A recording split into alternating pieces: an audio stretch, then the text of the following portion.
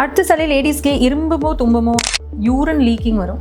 So இது எந்த காரணம் வருதுன்னா இந்த ஒரு ப்ராப்ளம்கே ஸ்ட்ரெஸ் யூரினரி இன்கான்டினன்ஸ் சொல்லுவாங்க.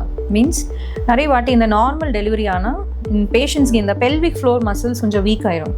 ஸோ அது காரணம் கொஞ்சம் ஸ்ட்ரெயின் பண்ணியா இருமுனா தும்முனா உடனே கொஞ்சம் யூரின் லீக்கிங் வர ஆரம்பிக்கும். அடுத்தது ரொம்ப ஒபீஸ் பேஷண்ட்ஸ் இல்லைனா க்ரானிக் இரும்பல் காஃப் இருக்கிற பேஷண்ட்ஸ் இல்லை மோஷன் டைட்டாக போகிற பேஷண்ட்ஸ்க்கு இந்த ப்ராப்ளம் வரும். பிகாஸ் ஆஃப் இந்த அப்டாமினல் ப்ரெஷர் கூடுற காரணம் இந்த ப்ராப்ளம் வர சான்ஸ் இருக்கும்.